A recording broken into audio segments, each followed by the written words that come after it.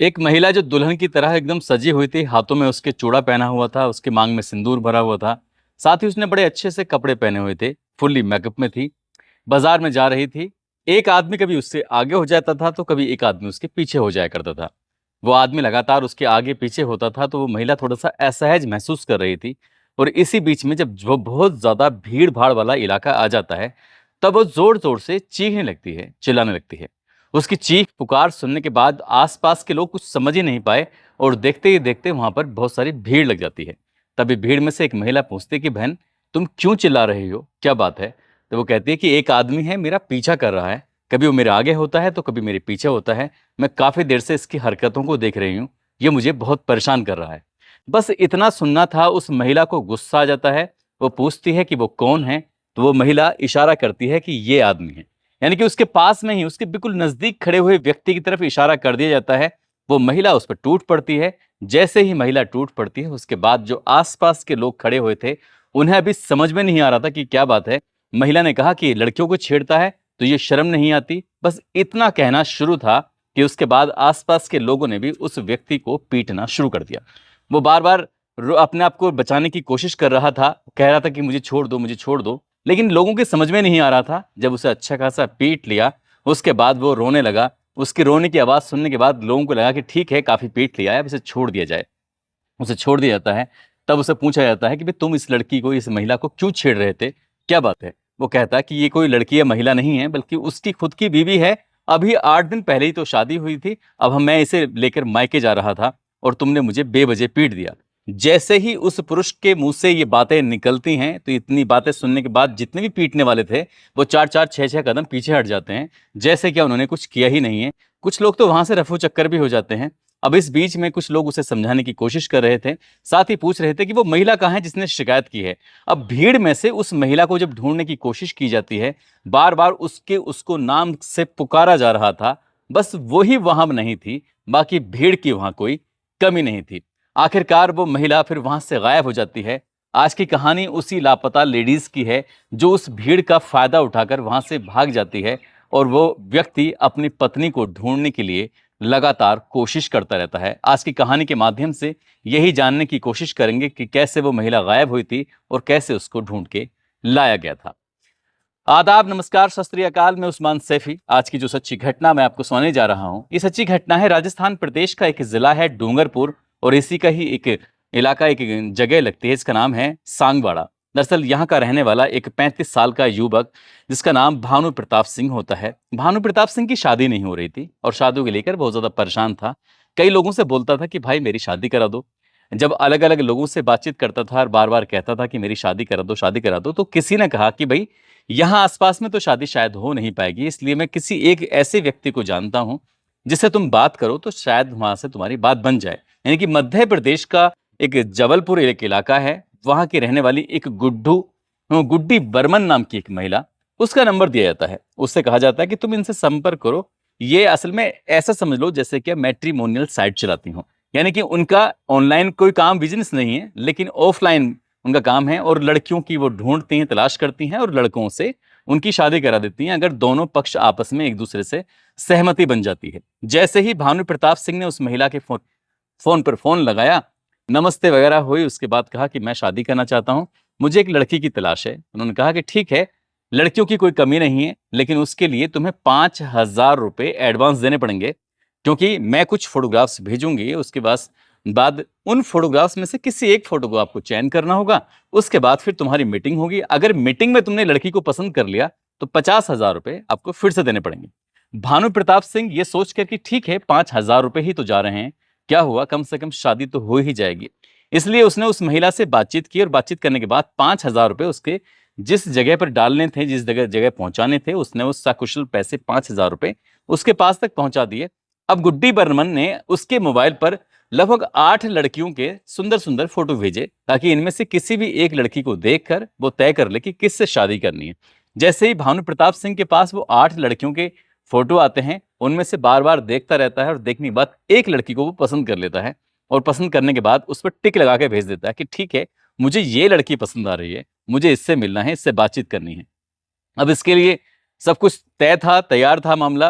उन्होंने कहा कि ठीक है, तुम्हें इसके लिए आना पड़ेगा हमारे इस इलाके में जहां पर हम लोग रहते हैं। अब यहाँ पर ये एक उन्होंने जगह बताई, समदड़िया एक मॉल है, समदड़िया मॉल के पास में एक जगह बताई बाकायदा।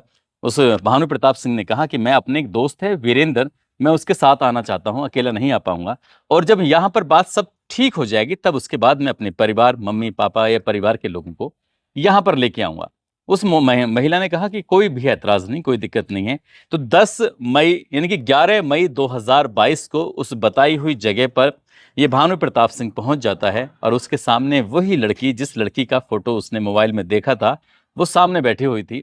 अब वो दोनों एक दूसरे से बातचीत करने लगते हैं, एक दूसरे के बारे में पूछने लगते हैं कि तुमने कितनी पढ़ाई की है, तुम क्या करते हो, क्या नहीं करते हो। इस तरह से दोनों एक दूसरे के, क्योंकि भविष्य में एक दूसरे के होने वाले थे, शादी करने वाले थे, एक दूसरे को पसंद करके यहाँ से एक नई जिंदगी की शुरुआत करने वाले थे। अभी बातचीत का सिलसिला शुरू ही हुआ था कि अचानक से पुलिस का सायरन बजने लगता है, और जैसे ही पुलिस का सायरन बजता है, हालांकि इस लड़की ने अपना नाम बताया था काजल चौधरी, और भानु प्रताप सिंह बैठकर बातचीत कर रहा था, पास में ही उसका दोस्त वीरेंद्र सिंह भी बैठा हुआ था। जब पुलिस का सायरन बजने लगता है तो यहाँ से जो गुड्डी होती है वो मौका पाते ही भाग जाती है, यानी कि भाग रही थी, और वो दूल्हा जो जो लड़का था भानु प्रताप सिंह समझ नहीं पाया, साथ ही जो उसका दोस्त था वीरेंद्र वो भी नहीं समझ पाया, और इसी बीच में इन्होंने जो काजल चौधरी थी उसका हाथ पकड़ लिया, उसको भागने का मौका ही नहीं मिल पाया। क्योंकि तुम कहाँ जा रही हो, क्योंकि जितने इससे बातचीत कर रहे थे, इसी बीच में पुलिस आती है, और पुलिस ने वीरेंद्र सिंह, भानु प्रताप सिंह और जो लड़की वहां पर मौजूद थी जिससे बातचीत कर रहे थे, उन तीनों को पकड़ लिया, और पकड़ने के बाद अपनी गाड़ी में डाल दिया। यहां से गाड़ी में डालने के बाद वो सीधा राजस्थान प्रदेश के जिला डूंगरपुर का जो एक थाना लगता है सांगवाड़ा, वहां पर लेके आ जाते हैं। और इन टीम में होते हैं SHO Surendra Solanki, sub inspector Somendra, head constable Hari Singh, महिला कांस्टेबल हंसा, ये सब शामिल होते हैं। अब इसी बीच में जो एसएचओ होते हैं सुरेंद्र सोलंकी, भानु प्रताप सिंह और वीरेंद्र सिंह से कहते हैं कि काफी देर हो गई है एक्टिंग करते करते, अब अपने मूल रूप में आ जाओ। यानी कि जो दोनों वो थे, वो दूल्हे बनने के लिए नहीं, बल्कि दोस्त बनने के लिए नहीं, बल्कि वो इसी सांगवाड़ा पुलिस स्टेशन के कांस्टेबल होते हैं, और दोनों ही बड़े होशियार समझदार थे। इन्होंने ही कहा था कि इस तरह की प्लानिंग करनी पड़ेगी, तभी कुछ शायद सफलता मिल सकती है। दरअसल कहानी कुछ यहां से शुरू होती है। राजस्थान प्रदेश का ही इसी सांगवाड़ा क्षेत्र का एक गांव लगता है जोधपुरा, यहाँ का रहने वाला एक व्यक्ति होता है जिसका नाम होता है प्रकाश चंद, और प्रकाश चंद की शादी नहीं हो रही थी। प्रकाश चंद अपनी शादी को लेकर थोड़ा परेशान था। किसी ने बताया कि आपको रमेश जैन से मुलाकात करनी चाहिए, रमेश जैन से मुलाकात करोगे तो शायद वो तुम्हारी शादी वादी करा देंगे। ठीक, रमेश जैन से मुलाकात की जाती है, वो गुड्डी वर्मन से मुलाकात कराता है। उसके बाद कई सारे फोटोग्राफ्स भेजे जाते हैं, कई सारे फोटोग्राफ्स भेजने के बाद तभी एक फोटो उसमें से वो पसंद कर लेता है, रीना ठाकुर नाम की उस महिला का, और कहता है मुझे इससे शादी करनी है। शादी की बात तय हो जाती है, जो भी शुरुआत में लेन देन था, और इस बीच में रमेश जैन जो होता है वो कहता है कि 5 लाख रुपए आपको खर्च करने पड़ेंगे, यानी कि 5 लाख रुपए आपको रकम देनी पड़ेगी, तब हम आपकी शादी कराएंगे। और इसके लिए प्रकाश चंद तैयार हो जाता है, उसकी शादी होती है। बहुत ज्यादा लोग शामिल नहीं होते, लड़की वालों की तरफ से भी बहुत चंद लोग शामिल थे, और लड़के वालों की तरफ से भी चंद लोग शामिल थे, क्योंकि ये शादी हो नहीं पा रही थी, लड़के की उम्र बढ़ती चली जा रही थी, इसलिए वो ज्यादा लोगों को इकट्ठा नहीं करना चाहता था। दुल्हन आती है, दुल्हन आने के बाद उसके साथ वो पहली रात, दूसरी रात, तीसरी रात, इस तरह से 1 हफ्ता गुजर जाता है, साथ रहता है, बड़ा खुश था। और उसकी पत्नी कहती है कि मेरा मायके जाने का मन कर रहा है, क्या हम लोग मायके चलें, मायके एक बार घूम के आएंगे और फिर यहाँ पर रहना सहना शुरू कर देंगे। प्रकाश चंद खुश था, क्योंकि उसकी नई नई शादी हुई थी, वो अपनी बीवी को खुश करने के लिए किसी भी हद तक जाने को तैयार था। इसके लिए वो बाजार जाता है, खरीदारी कराता है। खरीदारी कराने के बाद अब जैसे ही वो मायके यानी कि अपने ससुराल और अपनी बीवी की मायके की तरफ चल रहे थे, बाजार में जब जा रहे थे, तो कभी उसका जो पति होता है प्रकाश चंद कभी आगे कभी पीछे, इस तरह से जैसे भीड़ भाड़ में अक्सर हो जाया करता है। तभी उसकी पत्नी रीना ठाकुर को अचानक से क्या होता है कि वो जोर जोर से चीखने लगती है, शोर मचाने लगती है। उसकी चीख पुकार सुनने के बाद जो आसपास के लोग थे उन्होंने पूछा क्या बात है। उन्होंने कहा कि ये प्रकाश चंद मुझे छेड़ रहा है, यानी कि एक व्यक्ति है जो अनजान महिला को छेड़ रहा है, पता नहीं कौन है क्या है। पब्लिक को गुस्सा आता है, उसको पीटना शुरू कर देती हैं, जबकि ये कोई नहीं जानता था कि ये पति पत्नी है, अभी हाल ही में तो इनकी शादी हुई है। और वो महिला मौका पाते ही वहां से भाग जाती है। अब इसके बाद ये व्यक्ति जुलाई 2021 में तो इसकी शादी होती है, लेकिन अपनी पत्नी को बहुत दिनों तक लगातार ढूंढता रहता है, तलाश करता रहता है। जब पत्नी नहीं मिलती तो हार थक के ये 12 दिसंबर 2021 को सांगवाड़ा जो थाना था उसमें थाने में जाता है, और एसएचओ हाँ, सुरेंद्र सोलंकी से पूरी कहानी बयां करता है। कहता है कि साहब, मैं बहुत परेशान हो चुका हूँ। कई महीने से मैं अपनी बीवी को तलाश कर रहा हूँ, लेकिन वो मिल नहीं रही है। मैंने हर जगह हर तरह से कोशिश कर ली। ऐसा लग रहा है जैसे मेरे साथ कुछ फ्रॉड हुआ है। तब जब एसएचओ ने ये बात सुनी, उन्होंने एफआईआर दर्ज की और एफआईआर दर्ज करने के बाद इस महिला जो लापता हो चुकी थी, लेडीज जो कि दुल्हन थी, उसको ढूंढने के लिए तमाम कोशिश कर रहे थे। तभी भानु प्रताप सिंह ने कहा कि साहब, अगर आपको ऐतराज ना हो तो कुछ ऐसा काम किया जाए। तभी वो कहते हैं कि ठीक है, अगर तुम्हें लग रहा है तुम ऐसा कर सकते हो तो ठीक है। तभी भानु प्रताप सिंह ने दूल्हा बनने की एक्टिंग करने की शुरुआत की और उसके बाद उसने उस महिला तक, यानी कि उस दुल्हन तक पहुंच जाता है। दुल्हन को जब लेके आ रहे थे गाड़ी में बिठाकर और थाने लाकर जब उससे पूछताछ करनी शुरू की, तो उसे पता चलता है कि उसने कुछ ही सालों में 32 साल की उम्र में 32 शादियां वो कर चुकी थी। अब 33वीं की तैयारी थी। किसी भी जगह पर, किसी भी ससुराल में वो एक सप्ताह से ज्यादा नहीं टिकती थी। जो भी उसके पास पैसे इकट्ठे होते थे, जो भी उसके पास ज्वेलरी होती थी, मौका पाते ही वो किसी ना किसी बहाने से भाग जाया करती थी। और उसकी तलाश कई थानों की पुलिस भी कर रही थी, कई राज्यों की पुलिस भी इसी तरह से तलाश कर रही थी। लेकिन बड़ी संख्या में ऐसे भी मामले सामने आए जिसमें क्या लोगों ने डर की वजह से, जिन्होंने बदनामी की वजह से इस महिला के खिलाफ शिकायत ही नहीं की। और जब पुलिस ने जब इसकी तलाशी ली, इसके बारे में जानने की कोशिश की, तो कहीं तो इसने काजल चौधरी नाम लिखवाया होता, कहीं इसने सीता चौधरी लिखवाया होता, तो कहीं रीना ठाकुर लिखवाया होता। इसलिए हर जगह जब जाया करती थी नई जगह पर, तो नए नाम नाम के साथ जाती थी। वाकायदा उसके पास इसके लिए कई तरह के पहचान पत्र भी होते थे। और पुलिस ने जब इस घटनाक्रम का खुलासा किया कि एक महिला 32 शादियां कर चुकी थी कुछ ही सालों में, यानी कि 32 लोगों के साथ वो वक्त गुजार चुकी थी, तो लोगों को यकीन नहीं हो रहा था कि वो महिला इतनी शातिर आखिरकार कैसे हो सकती है।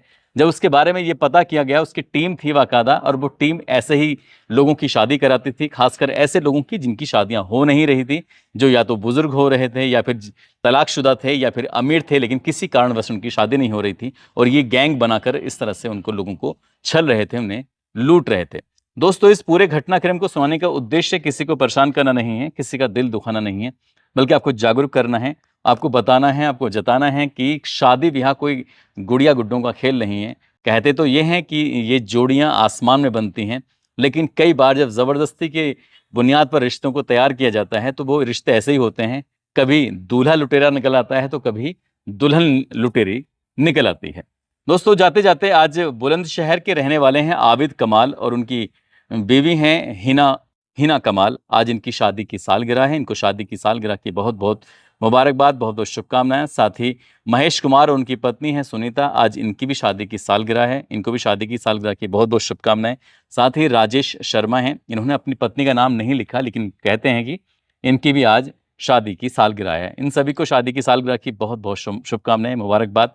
साथ ही कुछ लोगों ने नाम लेने की अपील की है, जिसमें विजेंद्र सिंह ऋषिकेश के रहने वाले हैं, राजवीर सिंह एडवोकेट अमरोहा हसनपुर के रहने वाले हैं, जलेसर हाशिम सिद्दीकी, राम यादव भोलानाथ प्रयागराज से हैं, मोनिश सिद्दीकी, मोहम्मद एजाज अहमद, गौतम सिंह संदीप पाठक गोरखपुर से हैं, उदयवीर सिंह, मंगल सिंह, इरशाद सैफी, नूरुल हक, भजन लाल, तारिक हुसैन, इन लोगों ने नाम लेने की अपील की थी। आप सब लोग अपना ख्याल रखें, सुरक्षित रहें। जय हिंद, जय भारत।